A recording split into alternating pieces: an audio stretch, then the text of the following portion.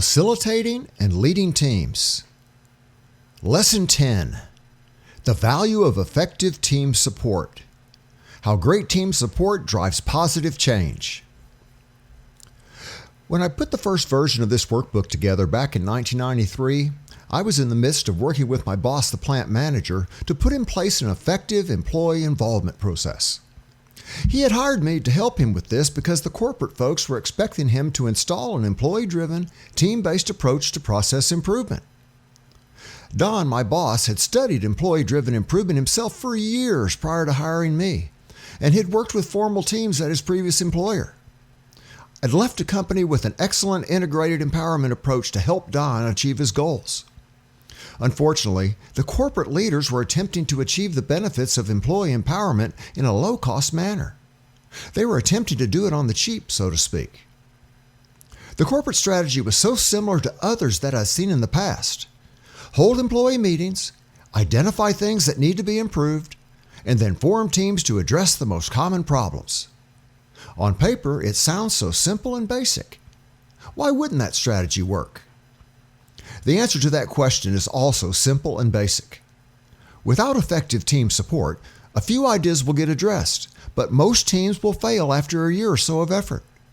The resultant effect will be a disenchanted workforce. People will wonder why management did not listen to them. Why did they ask us for our ideas and then not help us to make sure they were addressed? Sadly, a very high percentage of organizations have lived through this same experience, some of them more than once. At that location, we were never able to get the support we needed before the corporation sold the 5 U.S. plants where such efforts were being attempted. However, I did learn the value of the systems I first took for granted at the organization that did it right. Those learnings helped me put together the content of this workbook, along with my experiences since that time. My hope is that this lesson, and in particular the content of this particular lesson, will go a long way towards helping you avoid similar team failures in the future. A critical balance. There are 4 key team infrastructure investments. And when we sum up all of our investments, we want them to balance the desired results we're after, or even better, get more results than the investment. Teams can accomplish much more than the current norm if they're given the proper support, if expectations are defined, if they see a compelling reason to contribute, and if their improvement efforts are properly aligned with other strategic efforts in the organization or at the site. There are 4 key investment areas that drive team effectiveness. First of all, there's alignment. How do teams know what is important for them to work on? Second, there's resources. How are teams supported in terms of time and money? Third, we have information. What types of performance, customer, and strategic data can teams access? And fourth, we have recognition. How do teams know that their efforts have been worth it? Failing to effectively invest in one or more of these areas will compromise team performance to some degree. Each of the 4 areas will be covered in more detail in the remainder of this lesson. I'll place emphasis on the resources investment area, as it's the one that primarily drives the design and output of the team infrastructure you select. It's important to see how each of these 4 areas complement each other as part of an investment system. For example, a lack of information could lead to a lack of team alignment. That could result in limited team resources being invested to develop a low-priority project. Not a good thing. Most organizations neglect one or more of these areas. In turn, they compromise the effectiveness of their teams. For example, letting teams select their own projects without first teaching them what is important from the organization's perspective will cause a certain amount of time to be spent in relatively less value-added areas. In other words, wasted time. The team will pursue what they think is important, instead of focusing on what is needed to best support the goals of the site, the company, and the employees. 4 key types of team investment. To help you define the degree of investment your organization currently makes in each of the 4 areas, you should complete the 2 two-page assessments that follow this page. These tools help point out your current investment strengths and opportunities for improvement for both work teams and project teams. The assessment results will also help you identify additional investment actions that you might want to pursue, and it will help you clarify your investment limits. When I talk about investments, especially in a business setting, we also seem to automatically think about returns. Making this mental link can be dangerous when you're attempting to define the degree and type of investments that teams need in order to meet the expectations you're going to place on them. As with any investment, we need to keep rate of return and risk on return in mind. We also need to appreciate the lag between when the investment is made and when the investment starts to pay out. As we mentioned earlier, the total payback from team efforts is rarely visible in the short term. Additionally, certain team paybacks, such as improvements in morale, are not measurable or may not be measurable at the organization at the present time. For example, it's very common for project team members to also use their process improvement tools in their work team setting to improve performance. Group dynamics management skills can help anyone build stronger relationships with both their internal and external customers, so there's a ripple effect. People might participate on a project team, and if they have a positive experience, they'll take those tools and they'll use them other places. Project teams and work teams that are properly supported in all 4 investment areas will provide significant, measurable results, and these results will continue to improve over time as long as the support continues. If these investments are made poorly, some degree of short-term results will probably still be realized. There is generally some amount of delay between when the investment is made and when the investment's payback can begin to be seen. That's why we call it an investment.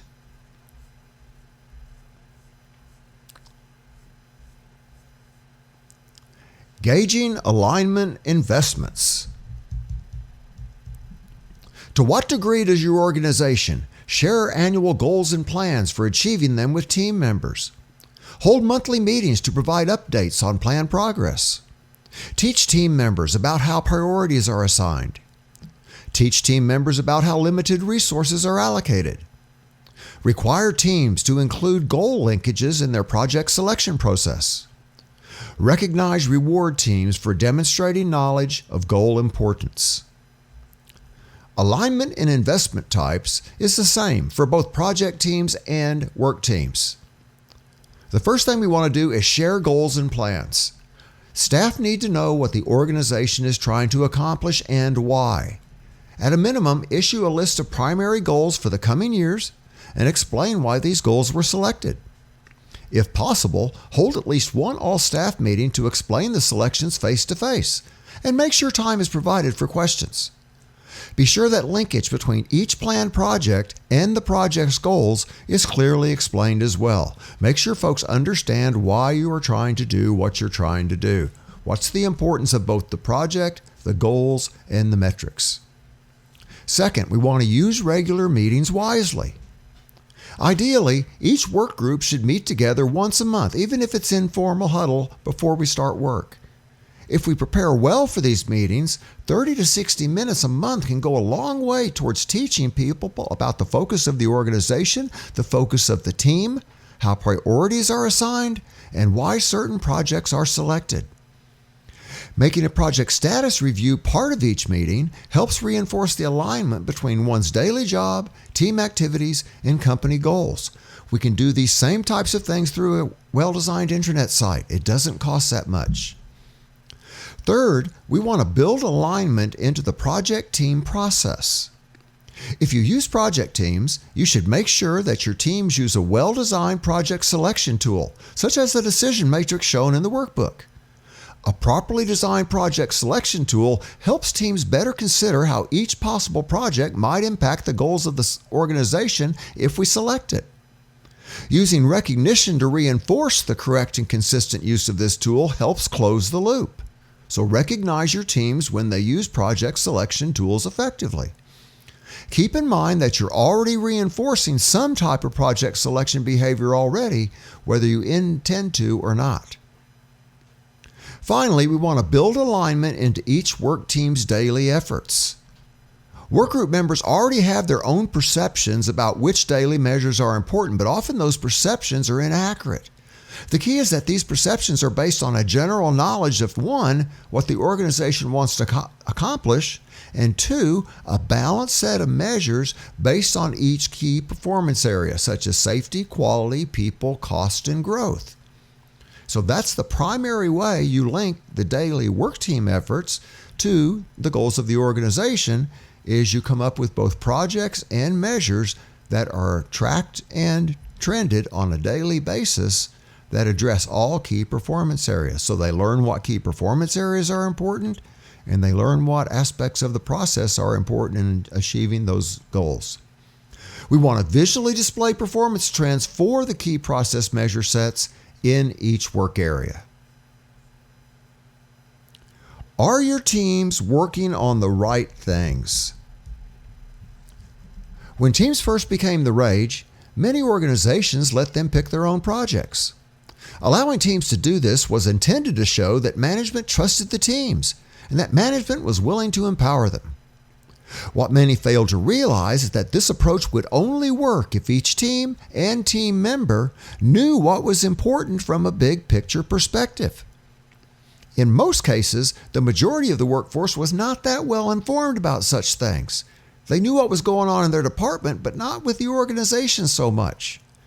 In turn, they tended to pick projects that would impact their personal work worlds much more than the performance of the company in general. Management did not see a measurable payback for the investment they were making in teams, and over time, the teams faded away. With time being at a premium, the organization must take measures to ensure that teams know what they should focus on and why. Make it easy for your teams to focus on the right things each day or each project. Unfortunately, most companies do not regularly share strategic plans or even major objectives from annual plans with their people. Worse yet, little information about the cost of doing business and how the company makes or loses money over time is shared. In turn, misalignment occurs as teams attack what they perceive as being important to them or to their leader, resulting in a significant waste of value project development time to the company as a whole. So we want to link team efforts to the key objectives of the location, the site, the business unit, the company. That's the best strategy to use. Most companies know what the key projects for the short term are. As the site or organizational planning team decides who will be responsible for each of those projects, they should also consider which ones are best suited for team development, and if not full team development, at least a higher level of team engagement than we typically have used in the past. Do we need to form new or existing teams to support any or all of these projects? How many team leaders do we have to support such an effort if we chose to go that way? At a minimum, the key objectives and why they are important should be shared with all employees. By doing this, the organization will be taking steps to help better focus the daily work efforts of each employee on the goals of the company. In other words, they will at least be attempting to answer the common question a lot of employees have. Why are we being asked to do this? Project teams at all levels should be taught and encouraged to use a decision matrix of some form to help facilitate alignment. Such a matrix can be used to select a project and to evaluate the relative impact of various improvement alternatives on several organizational goal areas. Remember the increase-decrease objectives chart that we saw earlier. Strength of alignment can also be analyzed this way. How closely aligned to a variety of objectives are the projects that we have to pick from? Before a team can use such a tool, however, they must know what the organization is trying to accomplish, and they must know what it considers to be important. Upper management must also be clear as to what their priorities are. Making fact-based decisions during the planning process and using a good project selection tool helps ensure that project teams have the right vision and focus. Work team alignment, however, is just as critical, as these people are making decisions on a daily basis that are hopefully in line with the goals of the company. Additionally, their ideas are needed to define future projects. Since all project team members are also work team members, Sharing key performance information with all employees on a regular basis helps you cover the information needs of both team types, both your project teams and your process work teams. The outcomes of daily work team decision making should not be left to chance. As the following pages in this workbook lesson will discuss, information sharing and measurement system design are the two primary ways in which work team alignment can be obtained and maintained. In both cases, your main challenge is to ensure that a balanced message is being sent in terms of what should be measured and addressed, and most importantly, why.